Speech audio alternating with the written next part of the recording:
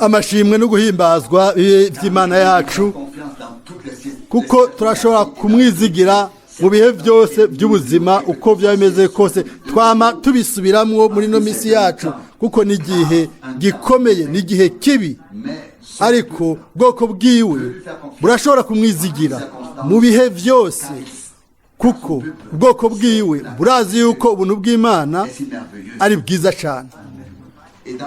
Muri Zaburi 36 ku murongo wa 6 haranditse ngo o mwami ukugoroka kwawe guhwanye n'imisozi miremire y'Imana, amateka yawe ameze nk'amazi maremare yo mwidamba.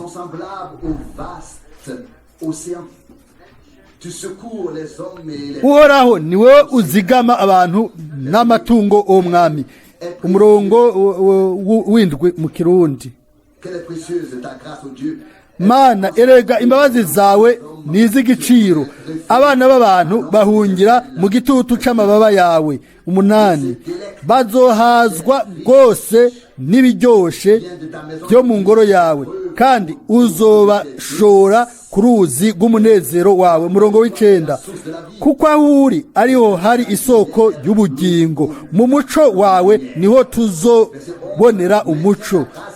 Murongo wa 10 hora ushishikara gusesekaza imbabazi ku bakunzi n'ukugororoka kwawe kubatunganye mu mitima. Murongo wa 11 ikirenge c'umwibone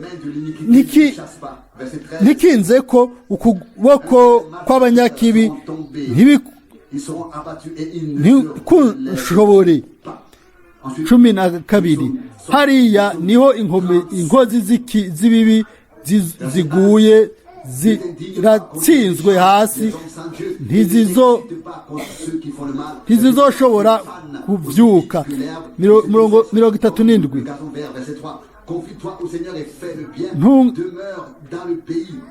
ntugahagarikwe n'umutima inkozi z'ikibi, kandi ntukagirire ishari abakora iby'ubugabitanya, kuko bazotemwa vuba nk'ubwatsi, bazokuma nk'imboga zitohanye zuba. Wizigira Uhoraho ukore ibyiza, guma mu gihugu ushishikare iby'ukuri, uhimbarwe n'ukugororoka, nawe azoguha ivyo umutima wawe ugomba. Ukorere Uhoraho urugendo rwawe rwose, abe ari we wishimira, nawe azobishitsa, kandi azokwerekana ukugororoka kwawe nk'umuco, n'urubanza rwawe ruroranye nk'igihe co mu mashoka 7. Uwekere imbere y'Uhoraho, umurorere wihanganye, ntuhagarike umutima, nuguwe neza mu rugendo rwiwe n'umuntu ashitsa imigabo mibi. Reka ishavu, va mu burake, ntuhagarike umutima, kuko ico kizana gukora ibibi gusa.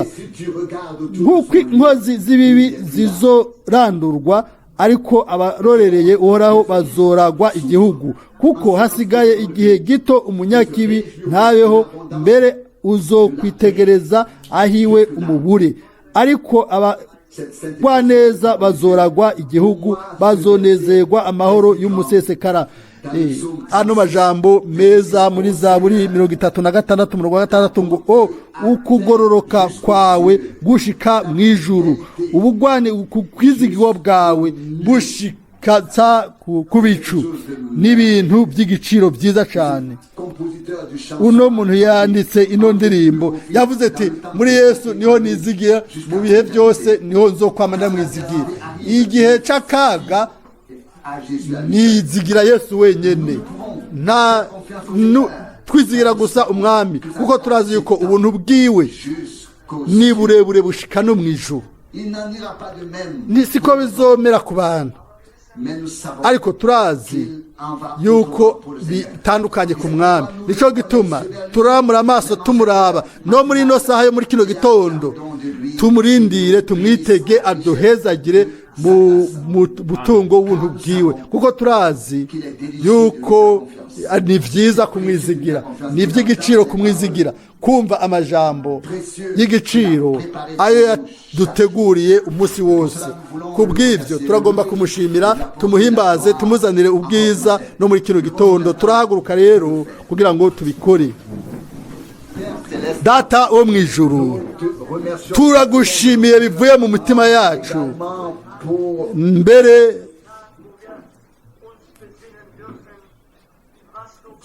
nuno munsi wo kuruhuka uno munsi dushobora kwibaza ku bintu bihambaye ibyo wakoze ku bwacu aho dushobora kwatura nuno yaririmbye zaburi tuti ubuntu bwawe bushika mu ijuru mwami ukwizigirwa kwawe kurarenga ibicu mwami iyo ibyo biba bitariho twocitse intege two kwihebuye twoshobora kuca tugenda tuzi yuko atabyizigiro bikihari ariko ubuntu bwawe ni burebure cyane ku buryo abantu batovyibaza mwami nico gituma tugusenga dushira hejuru izina ryawe ry'ubwiza mwami turanezerewe cyane kuraba kuri wewe ntiduhagarare kandi ntidushobore kwidodomba ku bakora ibibi kandi ntidushavurire abanyakibi ariko igihe ushane mwami turaramurira amaso wowe turaba imana nkuru imana y'ukuri kuko turazi mwami ko ijambo ryawe ry'ubwiza ridutwara rikaturenganya ibyo byose haleluya izina ryawe mwami umunyezaburi yaratangaje ati niwizigire umwami ube mu gihugu ukore ibyo kugororoka mwami turashaka mu bihe byose kukwizigira hanyuma twishimikize mwami turabona ko n'inzira zacu zikwiyeguriye no muri kino gihe no muri ino saha turagusavye rero mu buryo ubane natwe muri kino gitondo udufashe twese mwami twebwe abaje kugira ngo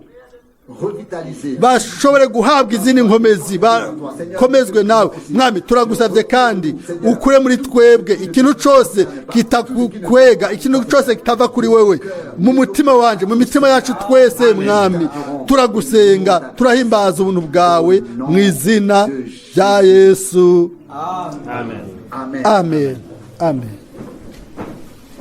amen turicara amashimwe kandi tuvuge turakoze mwana no kwifuje yuko uwundi muntu ahagarara hano kugira ngo asangire ijambo natwe adusangize ijambo ubwo bikose turashima umunsi wose na cyane cyane ku isaha yose aho dushobora kuba turi hamwe kugira ngo twumve ijambo ry'Imana tureke kandi risubire kutubwira n'igihe aho Imana itagifise ibindi bihambaye byo kuvuga ku bantu benshi abantu bose baravuga benshi baravuga ariko Imana nta jambo ifise ariko haricariho abantu kumbure bicishije bugufi cyane bacishijwe bugufi cyane ku buryo batagishobora kumva bumva gusa iyo umwami avuze abantu bose bataracishwa bugufi batarabikorerwa kugira ngo Imana ishobore kutubwira turazi yuko ku munsi w'umwami hari benshi bavuga iby'Imana bavuga ibyo kuza kwa Mesiya mbere ariko ntibatahura Imana ntibanamenya Mesiya kandi baca iruhande y'ibintu byose ibyo umwami yakora mu gihe cyabo neza neza nibyo bigomba gukoreka ubu hasigaye ubwoko butabereye gukurikira umwami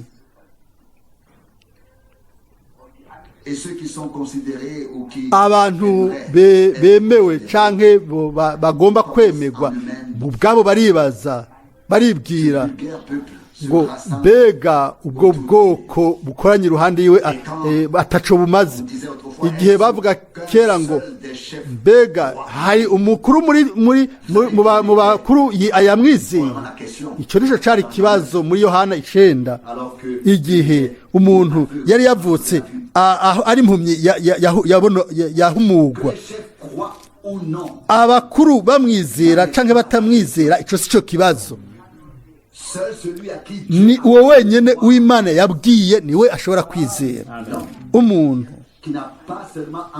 atumvise gusa umuvugabutumwa, atabonye gusa umuhanuzi canke yakiriye ubutumwa bw'umuhanuzi, ariko uwo nyene uwo yumvise ijwi ry'umwami, amen, mu kanwa ka wa wundi yahamagagwa agahabwa igikorwa n'Imana, abo nibo batumvise umuntu, ariko biciye ku muntu bumvise ijwi ry'umwami. Mwene data mukundwa amaze kubivuga mu masengesho yiwe, ndizera ko ari Matayo 11, aho umwami yabajije ati igihe mwasohoka kuraba no kumva ujya muntu, mbega mwibaza ko ari iki? Ko ari irenga rihungabanywa n'umuyaga wose? Mbega n'umuntu yambaye impuzu z'inyambarabami nziza, izo bambara mu birimba by'abami? Mbega mwagiye kuraba canke mwagiye kumva umuhanuzi? Umwami wenyine aratanga inyishu ati ubwiwe ati nukuri ndasumba umuhanuzi. Byari iki? Imana yariko yandika inkuru z'agakiza, yariko isohoza ijambo ryayo, yariko isohoza imbere y'amaso yabo ibyari byategetswe mu myaka ya kera imbere. Ariko ibyo byose ntibyari bibakwiye. Bo bari bafise atelier yabo yo gushona, imodere zabo izo ubundi izashobora kubakwira, izo nizo bari bishoneye. Ariko twebwe ibyo dushonerwa bidukwira, ibyo si iby'Imana. Ibyo tugomba gukora ntibigomba kuba umugambi w'Imana. Igihambaye ejo canke uno munsi nukureka ukinjizwa mu mugambi w'Imana. Ataruko ibikorwa byacu byo gukorera Imana n'ibikorane byacu byo bari by'ubusa.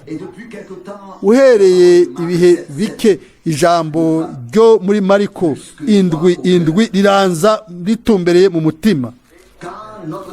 Igihe umwami wacu yavuga ati nubusa bankorera, bansengera ubusa,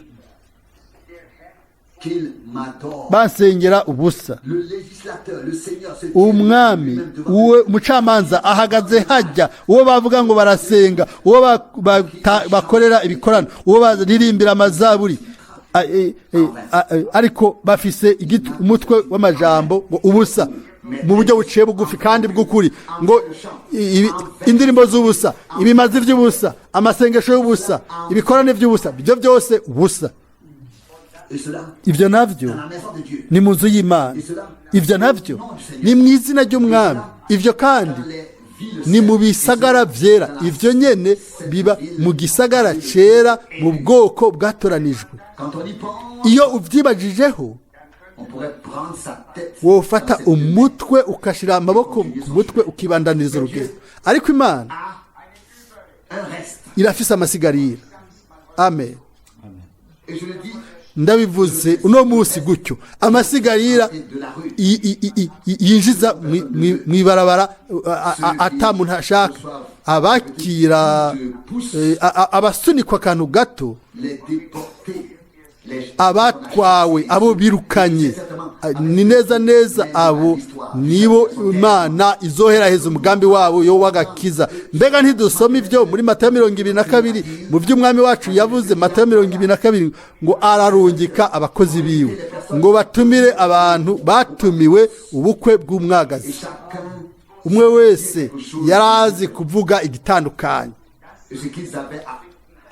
nibyo kwisobanura kandi babona yuko ari bitomoye, ariko Imana ibona ibitomoye mu mutima.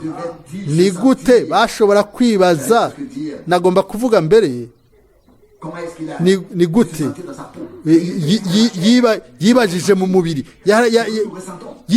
nawe yumva ibyo twumva, yari uw'inyama n'amaraso. Abatumiwe ntibaje,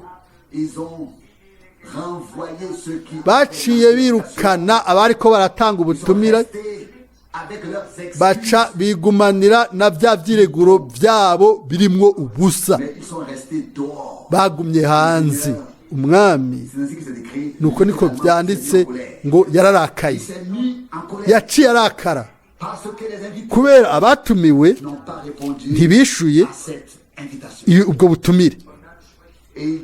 Hanyuma rero aravuga, abwira abakozi biwe ati nimugende mu mabarabara,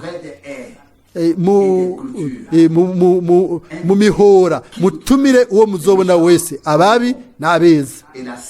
Hanyuma inzu yuzura abatumiwe.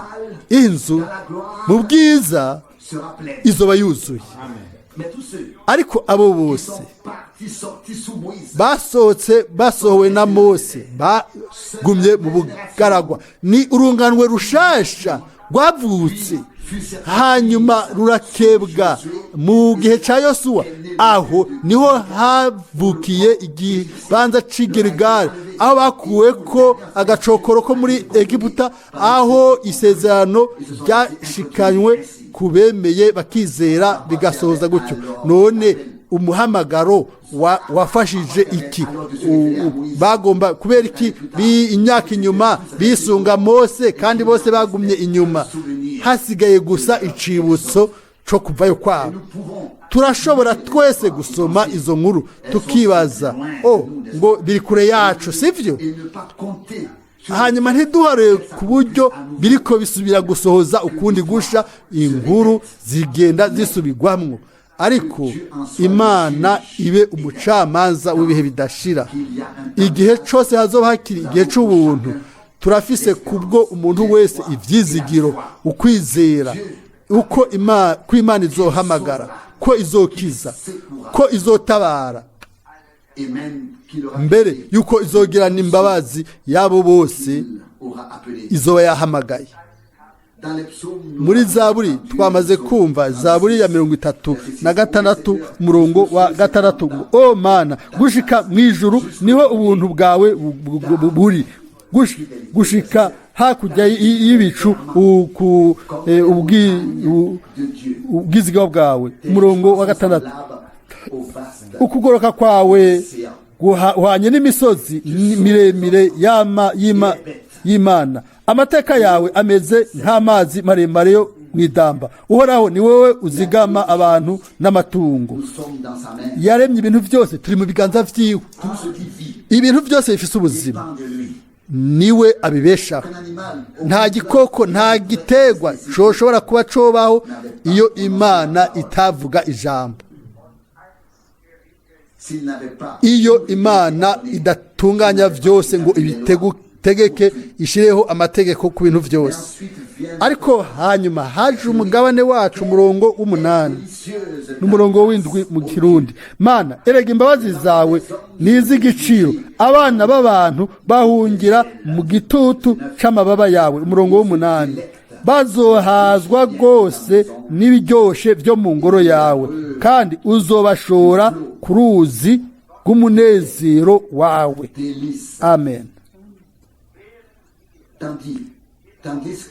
Mu gihe twebwe turya ivyo kurya byo mu nzu y'Imana, imana idushora mu biryoshe ngo kuruzi, kuko igihe ubugingo bwacu umutima wacu uba uri muri ibyo bintu ukagiramwo umugabane mu by'imana ikora, imana ikatubwira mu ijambo ryayo bikaba ibyo kurya byacu. Ego niyo manu yanyegejwe iduha mu buryo bw'itoto, igihe tujya iradushora mu biryoshe nk'uruzi, tukumva yuko ari hafi yacu. Amen. Kandi nimba ata muntu n'umwe atugombera ineza, wewe aratugombera ineza twebwe twese. Ku murongo ukurikira hano, umurongo w'icenda mu Kirundi, kuko aho uri ariho hari isoko y'ubugingo, mu muco wawe niho tuzobonera umuco. Amen. Imana itegerezwa gutanga ukumurikirwa, itegerezwa gutanga umuco kugira ngo dushobore kubona umuco w'ijambo ryayo bishobora kuba itara ry'ibirenge byacu. Si kubera tubivuga bishobora kudufasha, ariko ni ikintu c'ukuri ubwacu nico kidufasha tukaja imbere. Hariho abantu benshi by'ukuri bibaza ngo barafise umuco ariko bakagendera mu mwiza, kuko niko Yohana avuga mu cete ciwe ngo nitwibwira yuko dufatanije nawe. Yohana wa mbere 6, kwibwira ni kimwe kuko usangiye nawe, ariko hanyuma ukareka ugashira ku ruhande ibirimwo. Aho rero tuba twibesha ubwacu, ukuri ntikuba kuri muri twebwe. Niba dufatanije nawe, aho rero tuba dufatanije bamwe n'abandi. Kandi naho gusa rero igice ca nyuma c'uwo murongo gisohoza ngo amaraso y'umwana wiwe Yesu aratwoza ibyaha byose. Saho ubufatane bucitse, ariko ni hahandi hari ubufatane niho Imana yigaragaza, niho Imana igitangira imbabazi, aho niho hari ukuzura n'Imana n'agakiza. Havugwa hano ku murongo wa 11 muri Zaburi 36 umurongo wa 10, uhora ushishikara gusesekaza imbabazi ku bakunzi n'ukugororoka kwawe kubatunganye mu mitima kubakuzi. Muri Matayo 7 umwami abwiye umugwi w'abantu, Matayo abwiye umugwi w'abantu nimumve imbere kuko sindabazi. Kandi niba usubiye gufatanya ibyo bibiri, aho rero ibintu bica biba birebire kandi bikaba ibitomboye. Hariho abantu bumvise havugwa umwami ariko batahuye nawe ubwabo, batize kumumenya. Hariho abantu benshi cyane bumvise havugwa wewe canke na jewe, ariko ni nyuma gusa bahuye n'umuntu bari bumvise avugwa. N'igihe bahura n'uwo muntu bumvise avugwa niho bamumenya. Urashobora kuvuga uti ukavuga uti ameze uku, asa gutya, ukavuga n'ijwi ryiwe rimeze uku, yavuze ibi n'ibi. Birakwiye yuko uba warahuye n'uwo muntu kugira ngo ushobore kuvuga uti je ndamuzi. Amen. Nico kimwe no kuri twebwe hamwe n'umwami. Nta muntu n'umwe tuba tumenya iyo ari abandi bamuvuze ko bisaba yuko uba warahuye nawe, bisaba kuba warumvise ijwi ryiwe, birasaba yuko warakiriye ijambo ryiwe. Haranditswe hano ku murongo wa 11 Zaburi 36 ngo uzigama ubuntu bwawe kubakuzi. Imana irazwi neza muri Yuda, ijambo ry'umwami rirazwi neza muri Isirayeli. Kuko byari biki ibi imbere binini. Ubwa mbere Imana icaguye abahanuzi, hanyuma icagura Isirayeli, ivuga mu ncamake ibyo yari ifise igomba kuvuga. Ijambo ryayo byashizwe mu isanduku y'isezerano, ubwoko bwayo bukoranira iruhande y'isanduku y'isezerano. Mbega murazi vyabaye igihe Isirayeli yajabuka Yorodani, yosuwa yabwiye ubwoko muri yosuwa 3:11 ngo isanduku y'isezerano y'umwami yo ku isi yose izogendera imbere ryanyu. Isanduku y'isezerano ntiryari rifise amaguru ngo rishobore oya, hari abaherezi b'Imana bari bizeye ijambo ryari mu isanduku y'isezerano. Imana yari yavuze, umuntu yoshobora kuvuga ati ego ijambo ryari ryanditswe, ryari mu by'ubwibwina, ryari icete, ego nivyo ku ruhande rumwe, ariko ntibyibagire ijambo ry'Imana rirashobora kuba ryari ryanditswe igihumbi, ntirica riba ijambo ryapfuye kuri wa wundi ubwiwe yahabwa ubuzima na mpwemu w'Imana igihushane. Ijambo ry'Imana riguma ririzima ku muntu wese aryakira, aricakira, akaryakira mu kwizera. Igihe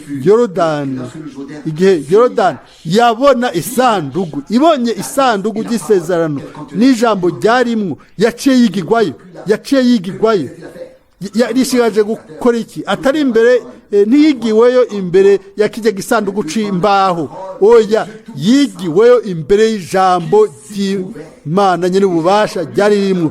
Ejo narasomye mu butumwa bwa Mwene Data Ewald bwiswe ngo ijambo riyo mbuto y'inkomoko. Hariyo iryungane ryiza ngo Satani ntazogira ubwoba kuri mwebwe, ariko azogira ubwoba ku ijambo ry'Imana riri muri mwebwe. Amen. Aho niho hari icyangombwa. Ntidushobora kuvuga uti Satani ubu tugiye guhura nawe, aca aradutwenga, ariko iyo tuje mu izina ry'umwami hamwe n'ijambo ry'Imana yacu, aho rero ategerezwa kunama, gushika, kuba inyundo munsi y'ibirenge by'umwami, tudaciye hasi, kuko ni ijambo ry'umwami. Umurongo wa 11 Zaburi 36. Hora ushishikara gusesekaza imbabazi ku bakunzi bawe. Ndafise ubushizi bw'amanga ko yagiriye ubuntu kubazi bose umwami, bihuye n'ijambo yabwiye Mose. Ukuva 33 umurongo wa 19 ngo ngirira ubuntu uwo nzobugirira, nkagirira imbabazi uwo nazigiriye, kandi ukugororoka kwawe kubw'abantu ugutungana kubw'abantu bagorotse. Imana nta na kimwe izosuzugura mu biduha umugisha vyose, nta na kimwe kizobura mu bintu byose ibyo yigeneye gukora. Ejo twaravuze ukugomba gutunganye k'umwami mu nzira ziwe, mu bituraba, mu gutoranywa kwacu, muhamagaro wo gusohoka, amasezerano ay'Imana yatanze, yahaye ubwoko bwayo guhera ku ntango. Kandi keshi tumaze kuvuga kuri Aburahamu. Umwami yamukuye mu bwoko, bwakorera izindi ibigirwamana hakurya y'uruzi Efurate. Hanyuma ntiyabwiye se wiwe, ntitwararitse mwene wabo naho. Ariko uno munsi navuze mu masengesho, navuga nti o mwami Mana yanje, ntushavurire, ariko hari abantu abo wateye umugongo, hanyuma waba wahindukiriye urababwira, urabavugisha. Haba n'abandi utahaye ayo mahirwe meza abutaravye. Mwovuga muti mbega ivyo niko Imana imeze? Murazi iyo Mana nyene yavuze mu bwizwa rya 5 ngo ntuzokwice. Iyo Mana niyo yavuga igihe Yosuwa yagomba kuja mu igihugu c'isezerano, niyo yavuze ngo urimbure ikintu cyose kiriyo, umugabo n'umugore n'umwana n'uwari we wese. Yosuwa 6 umurongo wa 21. Iyo Mana nyene ntibihagije yuko ufise inyuguti kumbure ukahateba. Birakwiye yuko ku bwa mpwemu w'Imana tumenya ibyo Imana igomba gukora n'uburyo igomba kubikora. Musomye mu isezerano rya kera, guhera ku ntango, murazi Imana ubwayo yatanze amabwirizwa mu byagezwe. Yaravuze iti kuva 21-24 ngo umuntu niyamumena ijisho uwundi nawe ace amumena ijisho ryo umuntu amumenya ijisho, ngo ijisho kurindi, iryinyo kurindi, ikirenge ku kindi. Uko niko bamye bagira. Ariko harabuze ikintu mu byagezwe. Ibi binyibukije inkuru ya Mwene Data Ewald hamwe n'umwishwa w'umuntu. Ni ibintu bamuneguye cyane igihe ifoto n'inkingi y'umuriro yafatwa i Houston, Texas. Uwo muntu mushinga ntaye ayes yaracokora, yaravuga ibintu kiretse kuvuga Imana. Umunsi umwe umwana wiwe yarishe, hanyuma agenda kwicara ahantu bamucira urubanza, bategerezwa kumubamba nk'uko amategeko yo muri Amerika avuga. Uwo muntu rero, uwo muntu yari yaravuze nabi umuntu w'Imana mu binyamakuru, akamusevya, akamusambura. Yari yamwise umuco, umuntu ataca maze, yari yamwise amazina yose ashoboka. Hanyuma acarishura ku telefone aravuga ati, mushinga ntaye Reverend Branham, ndaba inkuru zimeze uku, ku ibintu bimeze uku, yabaye umwicanye umwuzukuru wanje, ikintu gisigaye n'iminsi mike ntazoba kireho, aratakaza ubuzima bwiwe. Mbega urafise amahirwe yo gukora ikintu runaka? Acarishura bunyana ati, ndazi yuko wibuka ibyo nagukoreye. Mwene Data Ewald nawe arishura ati, oya, ntabyo nibuka. Amen. Ariko ijambo ry'Imana rirahanje ngo naje nzoja kuri tribunal. Hariya niko bimeze iyo umuntu w'umumenyesha Imana aremerewe gushika hose, arafise ijambo riremereye. Uwo muntu wo muri Kentucky, agenda hariya muri sentare na Bibiliya yiwe. Urubanza ruratangura, nawe yari ku rutonde rw'abaza gufata ijambo. Afata iyi Bibiliya, avuga icyumviro gikurikira ati, musenge uwo ari we wese, Imana ikintu cyose yarakivuze mu ijambo ryayo, ngo iryinyo kurindi, ijisho kurindi, iryinyo kurindi. Yagombye kugira ubutungane. Aravuga ati, nta murongo uriho uvuga ati urupfu ku rundi.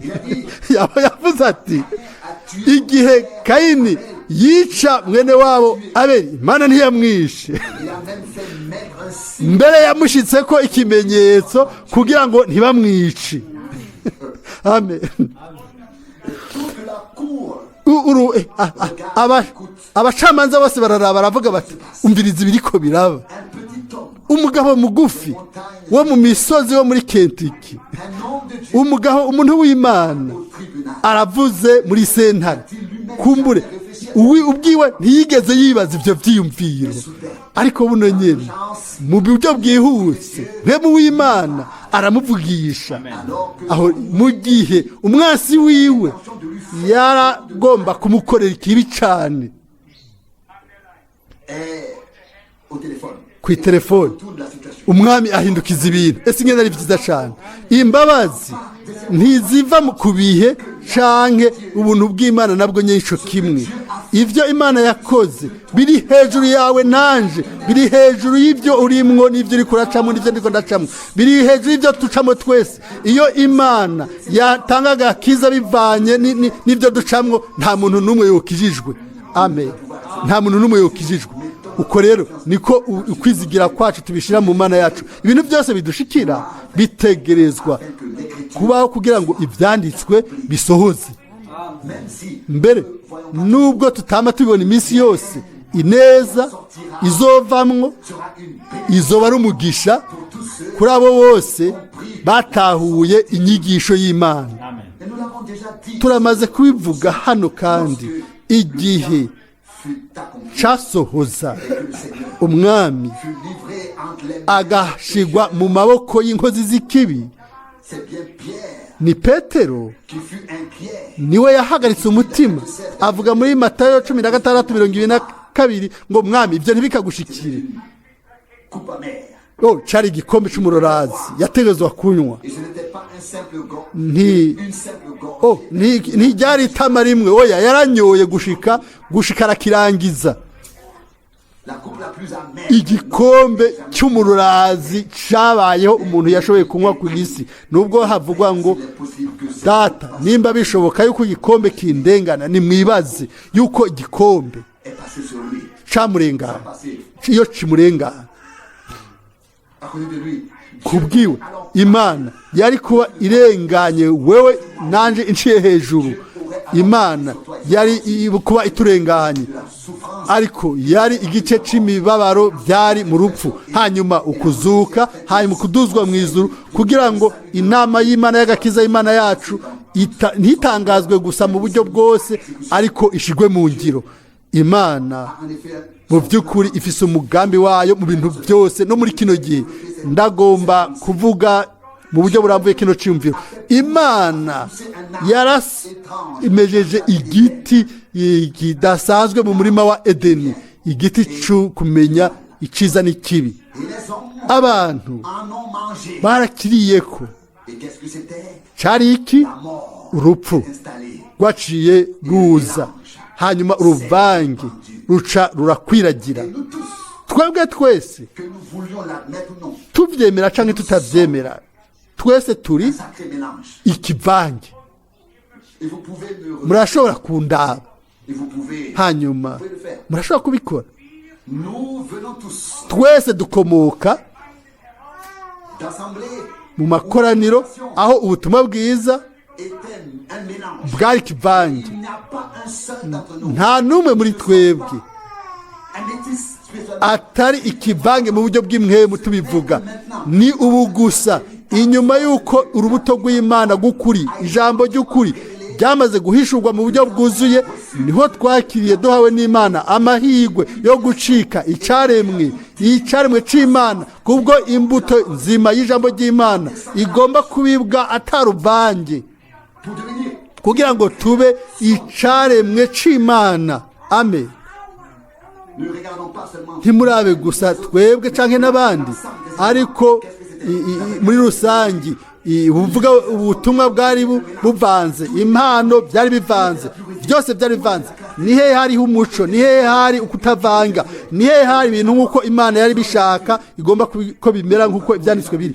Twobona mbere yuko Imana yemeye nivyo ikintu runaka, kumbure umwansi ko azotsinda gatoyi akibwira ati nakoze ibi, nasambuye bihagije. Turashobora kuvuga mbere ikintu uno munsi, ibyo umwasi Satani yasambuye byose bigomba gusanasanwa, kugira ngo agakiza k'Imana kadudubize inyuma yuko aba gusamburwa, maze Imana ishigwe hejuru. Ntidutahura kumbure ibi twese mu buryo bumwe, ariko abantu bamaze kugira umwimenyerezo runaka barazi akaga kabayeho muri ino myaka yose. Mbere niyo umuntu yagerageza kubinyegeza, byose byarakaga. Umwe yari afise indoto, akazana ibyo yarose, akazana amarushwa, ntaco bitwaye. Ico umuntu yazana cose byaba ari uruvange. Mu by'ukuri twashobora kuba twofata ico kintu, wasanga ari ibintu bimeze nk'ibinyerera, ariko Imana yaraheraheje ibyo bintu by'uruvange kubwo guhishura ijambo ryayo rifoboye kandi ryera. Amen. Haleluya. Nimba mpemu w'Imana agaragaza umwete wiwe muri jewe mu gihe abantu bazana inyigisho zabo zitari za Bibiliya. Si umwene data agomba iki ku wundi, oya, ni kubwo ibanga ry'Imana hamwe n'ijambo ryayo, nk'uko Pawulo yabibwiye abigalatiya 2:5 ngo sinigeze ndeka n'akanya na gato ngo ndeke ibyo basaba, ibyo bategeka, kugira ngo ubutumwa bwiza bugume mu nsiguro yabwo, bugume ari ukuri. Ariko ibijanye n'ubutumwa bwiza navyo bigomba gushigwa muri rusange. Muri byose ntidushobora guca iruhande, ibintu byose bigomba gusuzumwa mu ijambo ry'Imana. Ivyo bidashobora gushikama imbere y'ijambo ry'Imana, none ni gute bizohagarara imbere y'Imana? Vy'ukuri twaratahuye neza yuko ari igihe carenze kugira ngo twitwararike twebwe mu bivuye muri twebwe, ariko dutegerezwa kwiyegurira Imana muri byose. Hakaba ugutinya gusa Imana, mumbabarire, hakaba ugutinya Imana ku buryo bigaruka mu ishengero ry'umwami,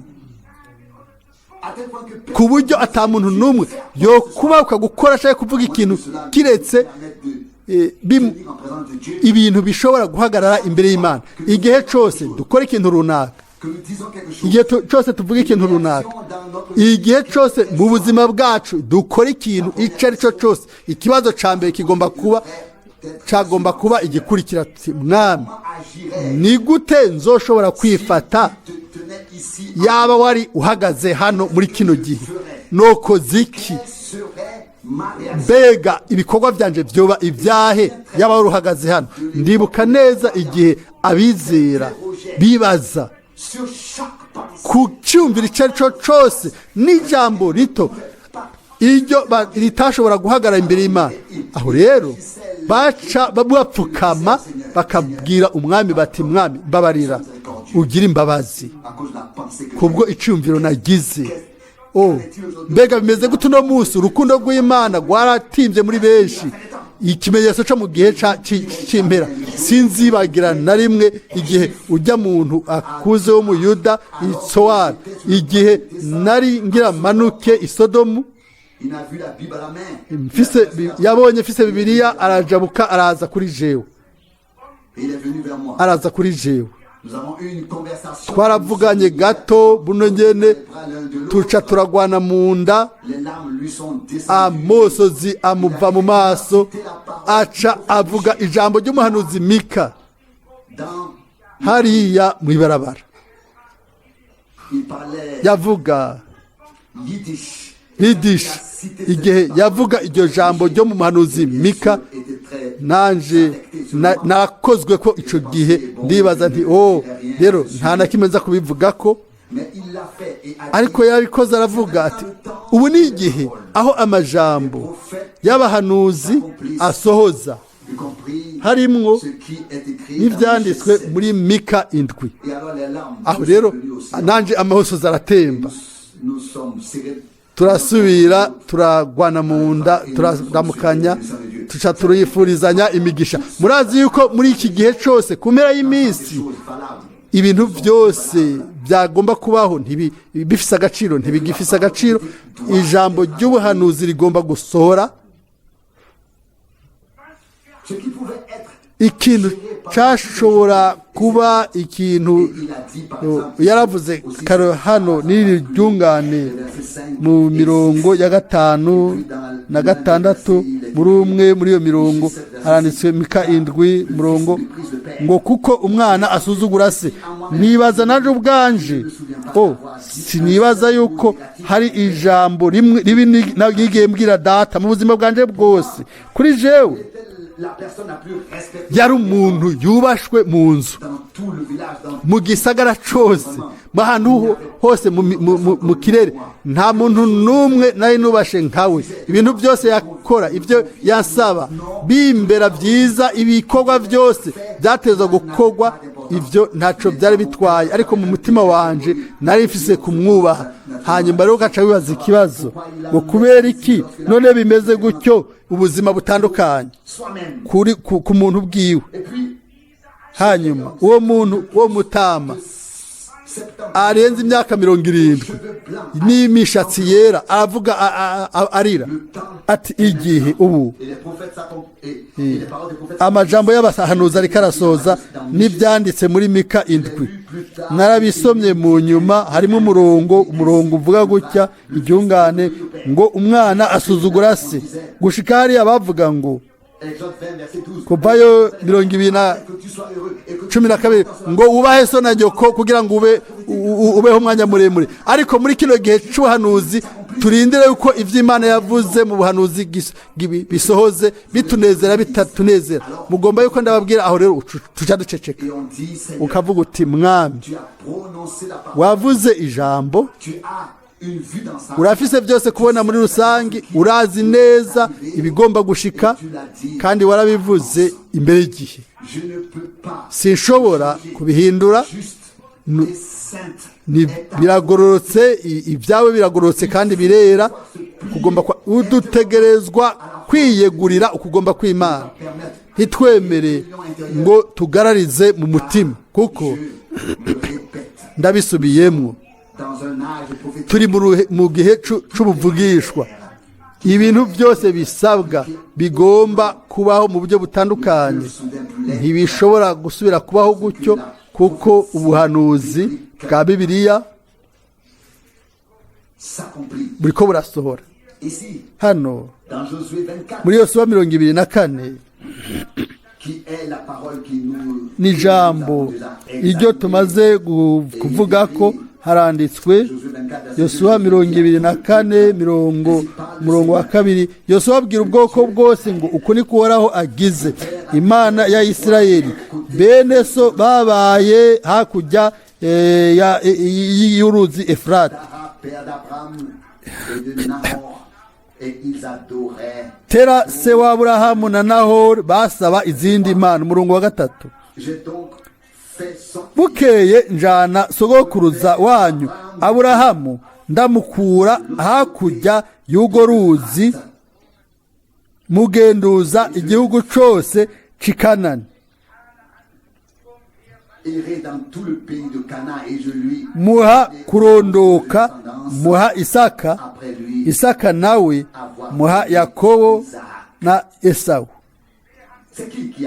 ninde yamusohoye ninde yamuhamagaye ninde yamwihishuriye ntiyavuyeyo kubera abandi bavuyeyo canke batavuyeyo yishuye umuhamagaro w'Imana ntitwizera kubera abandi bizeye ntitugenda kubera abandi bagenda turizera kandi turagenda dukurikira umwami kuko yaraduhamagaye kuko yadusohoye niwe yadusohoye bakorera izindi mana ibigirwamana ubu rero ariko ubu yarashobora gukorera yarafise ubuntu bwo gusenga Imana imwe y'ukuri yonyene Yosuwa 24 Isaka nawe muha Yakobo na Esau muha umusozi Seiri ngo awegukire Yakobo nawe amanukanwa n'uruvyaro rwiwe muri Egiputa yego Imana yahaye Seiri Esau nta mugambi yaramufitiye yabaye ngaho agira ibisagara akura imisaka arubaka ariko Yakobo yaramufitiye umugambi amumanura muri Egiputa usomye iyo nkuru yose kumbure wo kwibaza uti mwami kubera iki washoboye guhitamo inzira zigoye ku bwoko bwawe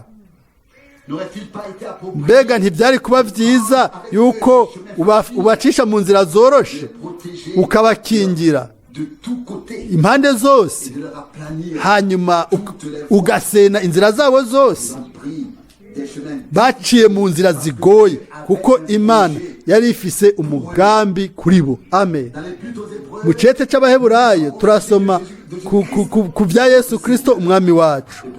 Abaheburayo 5:8 ni mu mibabaro niho yize ukubaha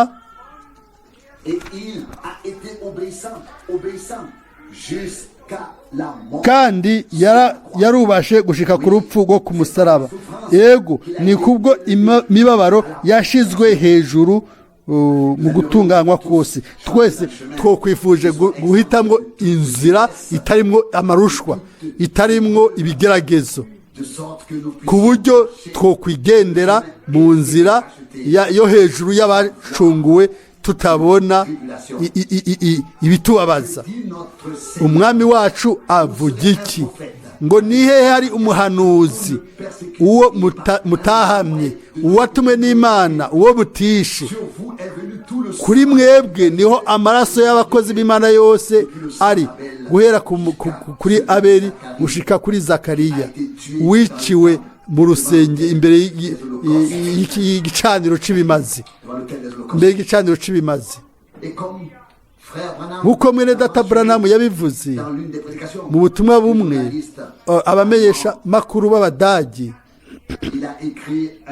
yaranditse igitabo cyo gucokora Imana yo mu ijuru. Uwo mumenyesha makuru avuga ati, Imana yashobora gukorera amaboko nk'Imana ihambaye y'ububasha, iraba abahanuzi bariko barabagandagura, iraba abakristo bicwa batererwa intambwe n'ibindi bintu byose. Hanyuma yagombye gucokora Imana yo mu ijuru ngo ayisuzuguze. Ariko hari ikintu kimwe tuzi, mwemu w'umuntu ntashobora gutahura Imana mu bikorwa byayo. Kumbure ko wowe nanje tutabishoboye, ariko Imana ntiyatubwiye ngo dutahure inzira zayo, yatubwiye ngo tuzicemo, tuzikurikire. Niba twavuze ego tubwira Imana, aho rero ibyo yakoze byose ni byiza kuri twebwe. Ntituzokwifatanya na rimwe ku byo abacokoranyi. Iminsi yose tuzoba turi ku ruhande rw'Imana. Amen. Gushika ku mpera tuzoba turi ku ruhande rw'Imana. Aha ni muri Yosuwa 23, imbere yuko avugishijwe ku bwoko, niho hari umurongo mwiza, umurongo wa 14, ngo ehe ndigiriye mfashe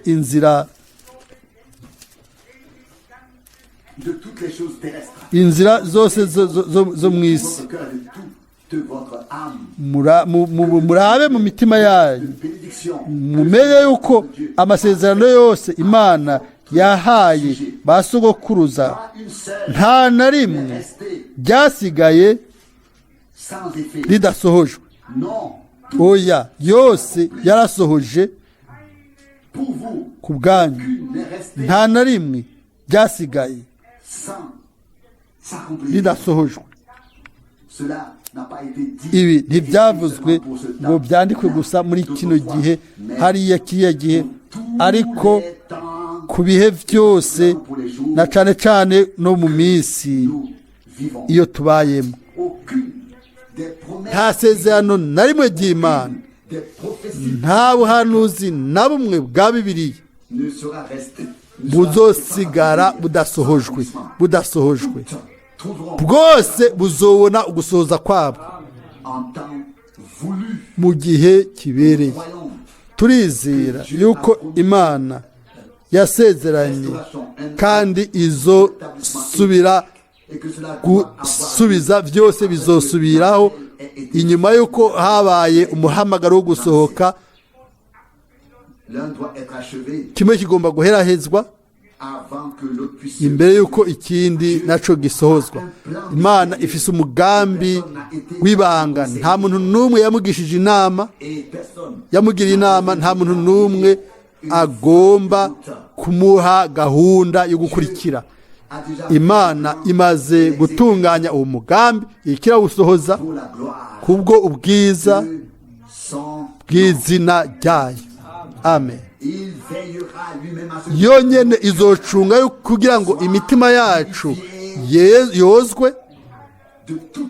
ikugwe mu migenzo yose n'ibivange byose hanyuma ngo twejejwe n'ijambo ry'ukuri na mpwemu w'Imana yarihishuye kugira ngo hanyuma haboneke umusaruro utavanze.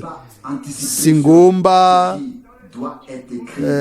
kuvuga canke kwitangira ibyanditswe, ariko reka munyemerere shimike. Mwene Data Branham yavuga mu butumwa bwiza ngo imvura ya nyuma ntiragwa. Aho rero turabyizera, ntihagire n'umwe muri twebwe yo gwisha imvura, nabyo nyene turabyizera. Imana niyo irema ibicu nk'uko umuhanuzi Zakariya abivuga, niyo irungika amama ku isi. Amen. Zakariya 10:1. Ndamaze kuvuga harazi imyaka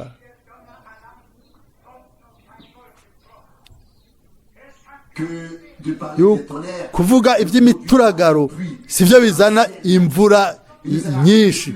Nta bikenewe kuvuga iby'ubufilozofe, oya nukumenya kwiyunga n'iby'ukuri by'Imana tukarindira, ukamenya kurindira. Ariko nivyo rero nivyo ari byo ibijanye n'ivyo. Iyi mvura ya nyuma y'umusaruro y'urushana izoza, nivyo Imana yigeneye. Ariko imvura ya nyuma izotanga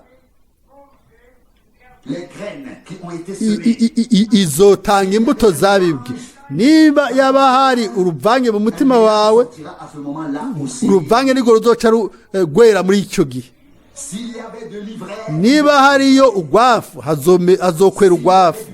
Nimba mu murima hariyo ingano, hazokwera ingano. Ibizoba biri mu mitima yacu nk'imbuto muri icyo gihe, nivyo imvura izokweza, imvura ya nyuma, imvura ya nyuma. Ubu rero ndavuga hano muri kano kanya, ndafise ipfuhe kubwo umwete w'umwana, kubwo umugeni w'umwami, kubw'ijambo rya mpwemu yera. Kubw'ivyo birakwiye yuko uruvange rwose, imigenzo yose, ivyumviro byose, ibintu byose bishobora kuba byobaho nibikugweho, kandi hamwe n'inkomezi zose zishoboka. Aho rero niho hazoba ukurima gushasha, kuko umuhanuzi abivuga ngo ntihazoba hakibibwa mu mahwa canke mu bisaka, ariko hazobibwa mu isi, mu ivu ryateguwe. Ni Yeremiya 4:3. Ingene twovuga mu ncamake ibyo vy'imbiro byose, niba bidashoboka kuri twebwe hano imbere, aho ibyo ni kuri umwe wese muri twebwe kubikora ku bwa mpwemu yera. Ingene bisiguwe neza mu butumwa bwiza, ubwo umwami ngo nibwo mbuto y'inkomoko. Hanyuma nk'ijambo we yigize umubiri, yihaye umubiri abana natwe hano ku isi, natwe twari muri we. Ubu rero dutegerezwa kugarurirwa we igihe cyose. Ni rya jambo, ni ya mpwemu nyene, niyo ikora byose muri bose. Ku isi twese tuza inyuma ya Adamu. Mu buryo bw'impwemu twese dutegerezwa kuza tuvuye muri Kristo, uko ku isi dukomoka kuri Adamu. Mu buryo bw'impwemu tuva kuri Kristo. Kristo niwe ncamake y'ubuhanuzi bwose mu majambo y'abahanuzi. None ishengero mugeni rizoba rimeze gute ku mpera? Mbega rizoba ari ishengero ririmwo ibice bitandukanye, riharira ku bintu ibi n'ibi byuzuye umwugwanko hagati yabo cyangwa rizoba ari ishengero ry'Imana nzima rizoba riri hehe ishengero ryavutse ryahawe ubuzima n'ijambo na mpemu ubwo ijambo ry'ibyanditswe ribona gusohoza muri ryo kandi ukwemezwa muri kino gihe kw'iryo jambo mu by'ukuri niyo ntumbero y'ubutumwa bw'igihe cya nyuma ariko nk'uko abanditsi abanyabwenge b'ibyanditswe babikora kiriya gihe baraharira ku bintu runaka hanyuma bakavuga ibyiyumviro byabo ijambo ryahishuwe ry'Imana muri kino gihe ntiryidegembya mu banyamadini kugira ngo umwe wese abe uwushikamye ijambo ryahishuwe ry'Imana ryagenewe abahungu n'abakobwa b'Imana kugira ngo baryakire nk'imbuto mu mitima yabo kugira ngo Imana ishobore gutanga ubuzima itange iyo mbuto nyene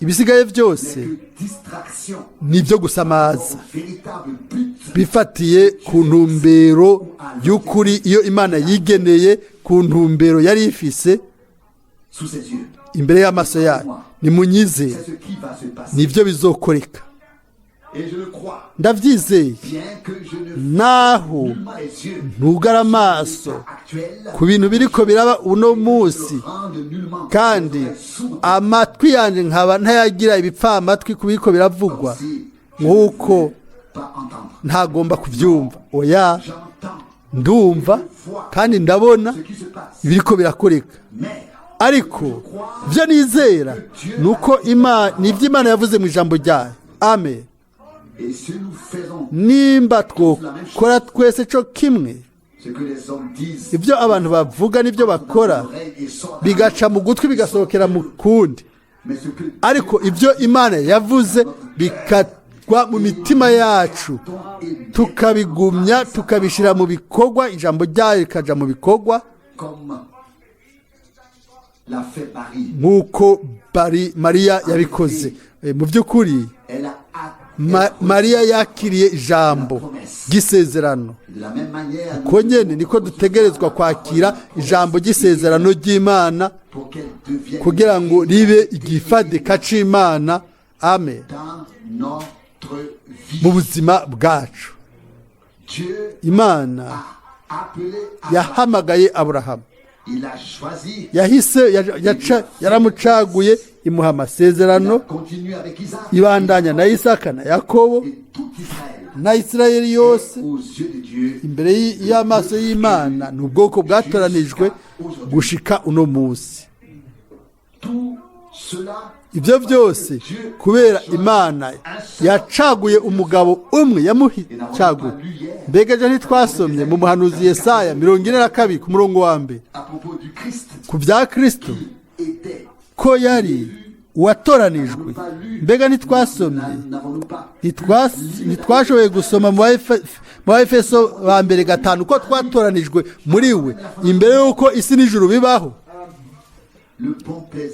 ukugomba kw'Imana gutunganye kwari kuri Kristo amen nimba turi muri we nawe muri twebwe aho rero ukugomba kw'Imana gutunganye kuba kuri wewe no kuri jewe amen alleluia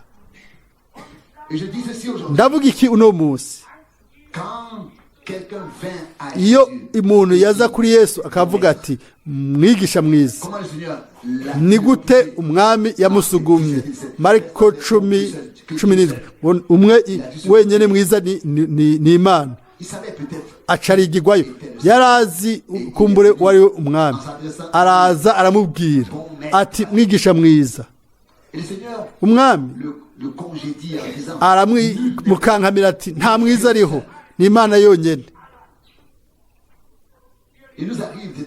biradushikira yuko tufata ibyo kwitwaza ibyo kwisunga abantu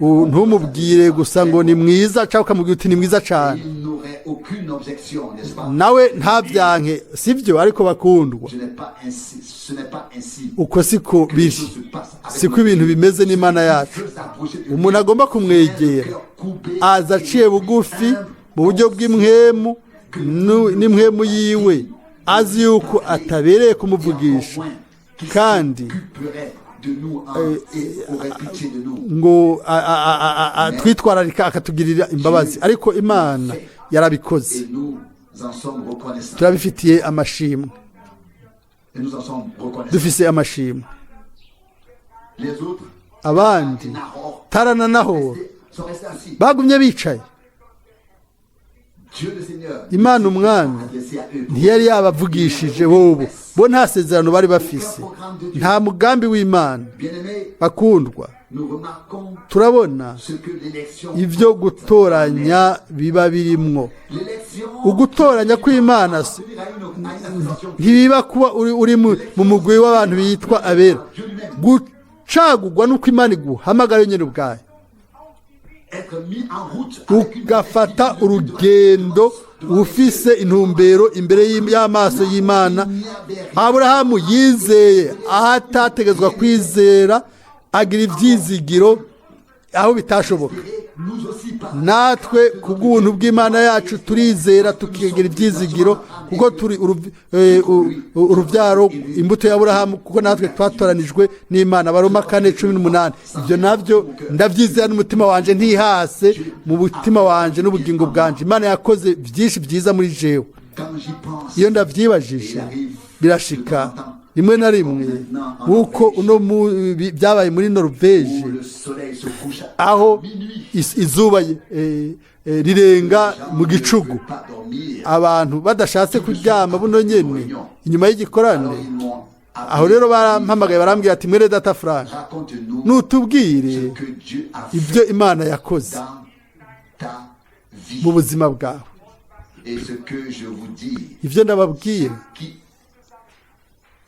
est rassemblé là, abari bakorane hariya by'ukuri bo kwandika igitabo gitoya on est soi-même surpris. ugaca ufatwa giturumbuka uri kuraraba imyaka 30 inyuma ibintu byose ushobora kuba wotondeka imyimenyerezo hamwe n'Imana Des conduites uburongozi de Dieu, bw'Imana des préservations de Dieu, ukurindwa n'Imana portes ouvertes. imiryango yuguruwe n'Imana n'igiki Imana itakoze Et en fait, je suis resté hanyuma naciye nguma nicaye gushika igicugu kirarengana ndiko ndababwira inkuru nta muntu n'umwe yagomba gutaha Il y a un passage biblique. hariho umurongo wo muri Bibiliya Venez, ngo nimuze ndabamenyeshe iby'Imana yavuze bihambaye kuri jewe Zaburi 66:16 iyo abantu bavyibajije ko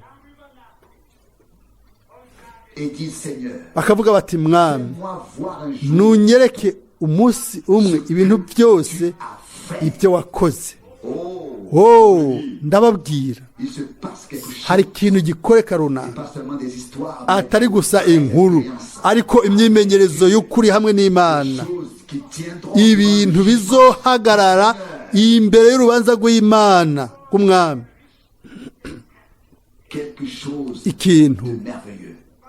ciza cyane A fait dans ta vie, mbega Imana yakoze iki mu buzima bwawe fait dans toutes nos vies. mu buzima bwacu Imana yakoze iki waririmbye Compte le bien que Dieu avuga a fait. ati harura ibyiza byose Imana yagukoreye Que cela te rencontre dans ta vie. ibyo navyo ubiharure mu buzima Sur bwawe ta route, compte mu nzira yawe harura biharure uzoca ubona igihe uzotangura à en parler aux autres, kubibwira abandi amen mbere no kubyandika même les frères et sœurs. mbere na bene data n'abashiki bacu baravuze bati none ni kubera iki utandika ibyo byose ukabishyira hamwe Ce serait un renforcement de la foi pour ngo beaucoup. Alors, byoshobora gukomeza abizeye benshi ndavuga nti bene data n'abashiki bacu ndarindeye yuko Imana impa ibindi byinshi kumbure plus besoin d'écrire. ntibyo bigikenewe kwandika kuko Imana ubu igiye gukora ibindi bihambaye kandi by'ubwiza ufatiye ku by'Imana imaze gukora amen ku byo imaze gukora Lorsque nous chantons, igihe turirimba tuti mwami tu as fait de grandes choses. wakoze ibihambaye kuri twebwe hano Alors c'est vrai. ibyo ni ukuri si amajambo gusa ni imana iri inyuma y'ibyo yakoze byose amen nta na kimwe yaba mu kurindwa no ku burongozi bw'imana hamwe n'ibindi no guhishurirwa ijambo ryose na mwemu n'amajwi yumvikana y'umwami ibyo ari byo byose imana yakoze ibintu bihambaye bikomeye turabinezererwa nimwibaze hariho abantu bishusha mu biganza y'umuntu ameze nabi iyo umuntu akubiswe bati ni imana yamukubise iyo ariko we yakubiswe si imana yamukubise abandi bakubiswe ngo ni imana ibahanye ukaba ufise ingero zibiri kimwe mu kubafu urundi rugero mu buryo hanyuma ugapima hanyuma ugapima hariya imbere ahandi inyuma ibyo byose tubyirengagize ndabibabwiye natwe twarabonye ingene ibintu bigenda mu bantu ibituraba twebwe ubwacu n'ibintu byabo bari hafi ntitubivuga ko ariko ibitari hafi yacu tukabinegura nk'uko data yakunze kubivuga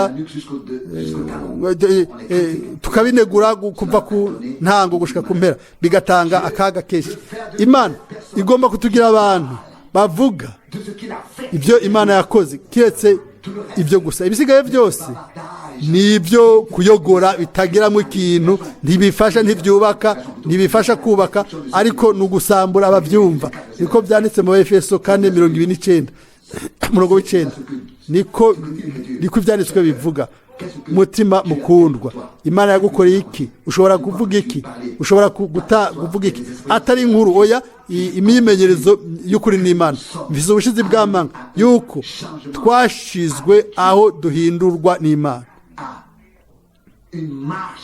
tugendana n'imana aho tugira ubumwe n'imana nimba mvuze ibi hano uno munsi si ukugira ngo ndabivuge mu buryo minenegwe jewe mfise ubumwe butumbereye mu buryo budacika uhereye imyaka myinshi amen murashobora kwibaza yuko guhera uriya munsi uzwi neza aho kijya kintu birangora kubisubiramo byose rimwe na rimwe ndahenda imana iyo mvuga nti mwami waramvuyeho nubwo biri uko ndazi mu bwina bw'umutima wanjye yuko imana iyo imana ivaho gatoyi gusa ntitube twumva yuko iri hafi cyane mu buryo budacika ariko iyo iguma ari yizigirwa ku ijambo ryayo ngo sinzoguheba ni gusubira mu byagezwe 32:6 hariho n'ijambo ryo muri Yesaya 54:7 ngo nubwo nuba nakwinyegeje mu nyonga akagahe gato nzosubira ndakwiyereke n'urukundo ruhoraho n'imbabazi zihoraho imana irazi ico byose bizofasha ni kubw'ubwiza n'amashimwe y'izina ryiwe itandukaniro rimwe ririho kumbure ni hagati y'aba bamwe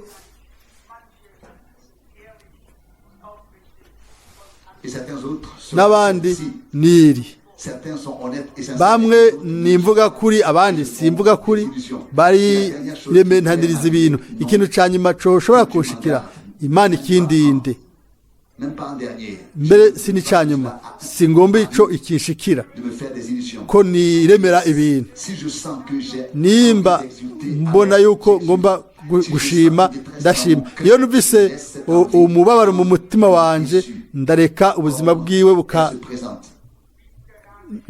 bukandongora nk'uko bije ariko iminsi yose namavuga ikintu mbwira abantu mwene data mukundwa yarabisavye yarambwiye ati mwene data sinzi ibintu binini cyane sinzi ibintu byinshi sinzi ibintu bihambaye ariko ndashobora kwibaza ibintu bimwe ibyo utegerezwa gucamwo comment as-tu pu tenir ni jusqu'à gute washoboye guhagarara gushika uno munsi ndamubwira nti mwene data hariho umuntu afashe amen.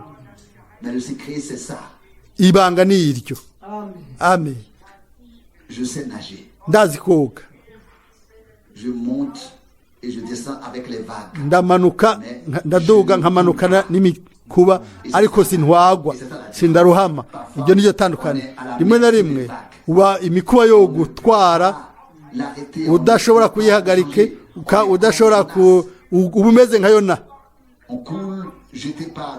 ukagenda utwawe ngo inyuma yacu ntihaba umwuzure hanyuma ukaba wibiye birangiye. Reka turabe ibikurikira.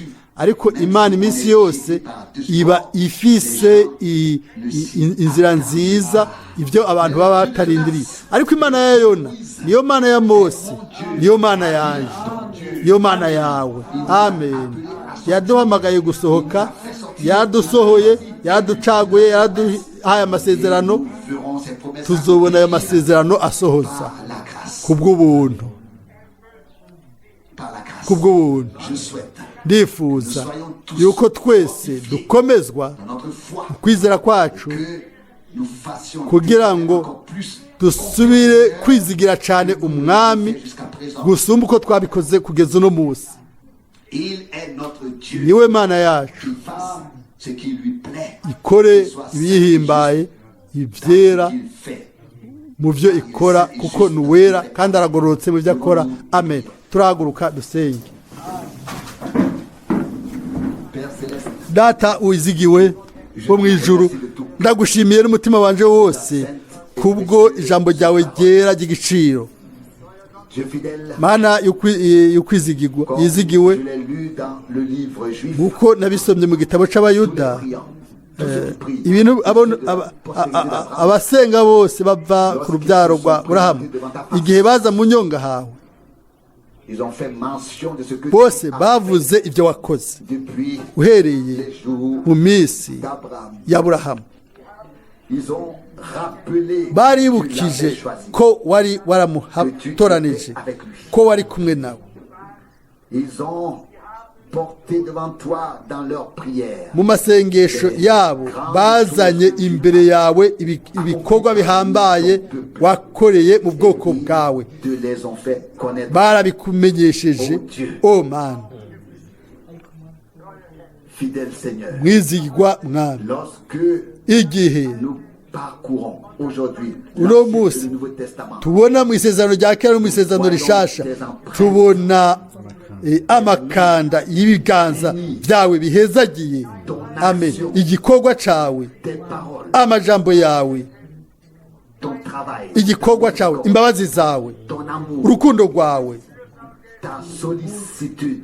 ingene ushigikira kandi ufasha. Tubona byose Mana yizigirwa uri mu ijuru, utari ahantu tumatana n'ivyo tukavuga tuti mwami wizigiwe, uri wa wundi nyene n'uno munsi. Intumbero y'ubwoko bwawe iri mu biganza byawe. Uko niko tuza mu nyonga hawe hera. Nutugirire rero ubu ibyo wakoze kera ukorera ubwoko bwawe. Ugusohoka ko muri Egiputa, ugugaruka bava muri Babuloni, ukurindwa, ugufashwa, ugushigikirwa mwami. Twoshobora kudondagura ibintu byinshi. Mwizigirwa mwami, wakoze kandi ibihambaye mu isezerano rishasha bikomeye. Wazutse amina, wariyeretse uri muzima mu bigishwa bawe iminsi 40 n'amajoro 40. Warabavugiye iby'ubwami bw'Imana, wabahaye amabwirizwa, warabajeje amategeko, wabahaye igikorwa ku bwa mpemu yera. Haleluya, uri wa wundi nyene amen.